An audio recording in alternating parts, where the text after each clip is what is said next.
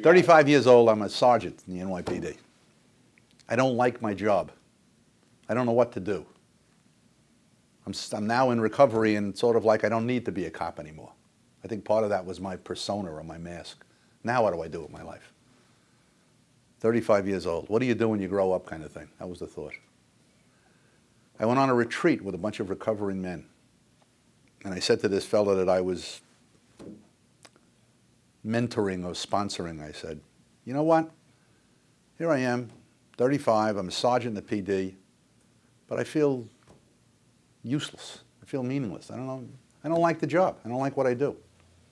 And he said to me, did you ever think of going into counseling, alcoholism counseling? I said, no, I never thought about it.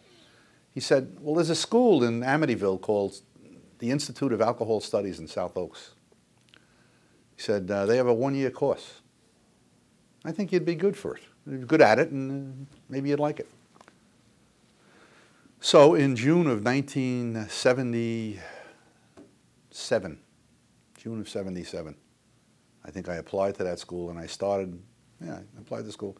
I started in the Institute of Alcohol Studies, and it was a one-year course in preparing me to become, at some point, the credentialed addictions counselor,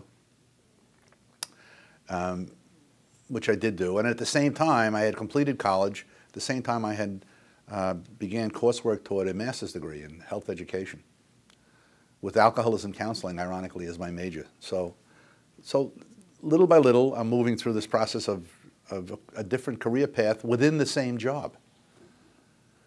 Don't know that that's going to happen for me, but that's what's going on. I graduated from South Oaks. I was the class, I remember being the valedictorian of the program. I'm the class speaker. I had to give a presentation. And I thought I gave this most wonderful presentation on being a pipe, being a channel. And I gave this presentation. And a lot of people liked it, but the director of the program stood up and he said, that sounds like a whole course on codependency that James just gave here. Anyhow, so I finished, graduated from South Oaks, and eventually got a master's degree in health education. And a year later, I think this was about a year later, 1978, the New York City Police Department gets $1 million grant, $1 million grant, to hire industrial psychologists to come into the department to study stress in the NYPD, to try and determine why the department is so stressful, why are so many police officers at that time committing suicide, what's going on here. There's a high rate of dissolution, psychiatric interventions going on, problems, depression, anxiety, and drinking problems. What's going on? What's leading to this? So these industrial psychologists come in. I happened to be working at that time in a pretty prestigious office. I was in an office called the Office of Programs and Policies, which was the planning division of the NYPD. As a sergeant, I had gone off patrol into this unit. And when the grant came through, the commanding officer of the Programs and Policies, he knew a little bit about my background. He knew my brother, and he knew a little about my background. And he asked me if I would coordinate the stress project. So I worked with these industrial psychologists for 6 months, 7 months. And all of a sudden, I began to see something that was very unusual in the PD in relation to its helping services. I don't know if they did, but I saw a counseling unit, which was a separate entity, dealt with alcohol problems only, a separate and distinct unit called psychological services, which dealt with other kinds of behavioral problems or psychological problems. It was more of an evaluative unit rather than it was therapeutic. And then they had a separate medical service. They had a separate chaplains unit. They were all separate boxes, and there was no unity in them.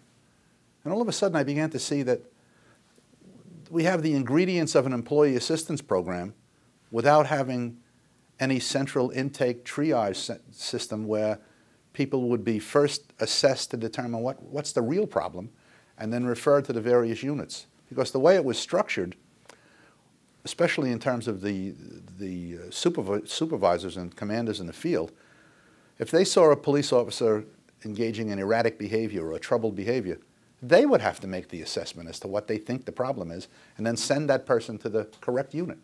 So there was a missing piece. So I drew an illustration of what I thought an employee assistance program would look like rather than having 4 or 5 separate distinct entities. And there was a unit above these entities, and I had drawn it. I used to be an illustrator too, a pretty good illustrator as a kid. So I had drawn it looking like, almost like a cup, like a chalice. It looked like a chalice. And that was going to be the central intake service.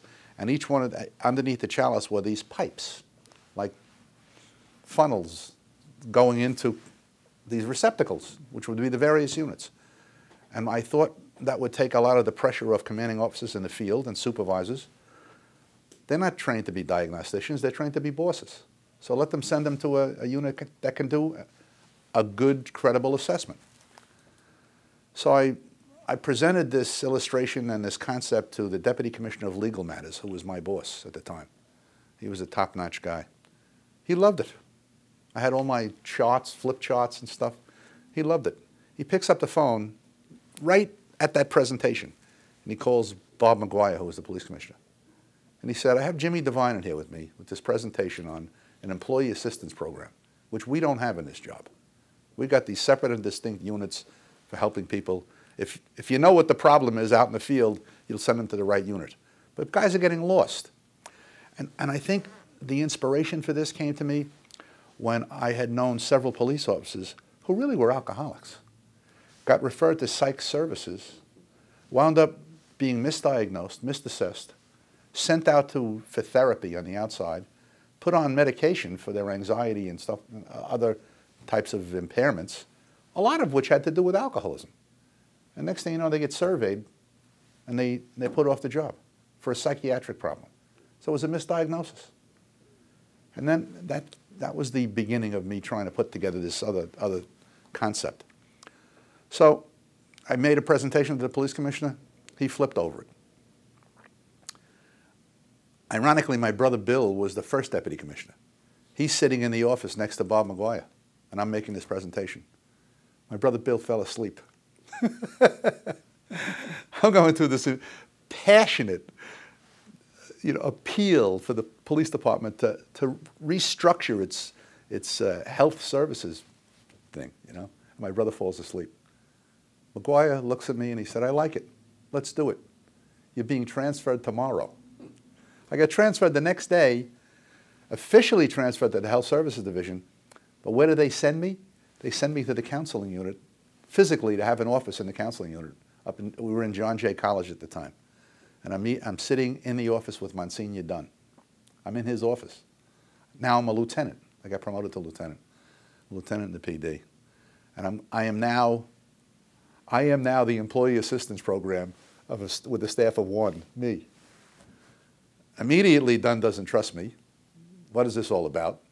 Because he thinks he's going to get dethroned. And now I have to go around. McGuire sends me in there. He says, get this done. I'll give you 6 months. Do this. Restructure this design and implement it. Employee assistance program.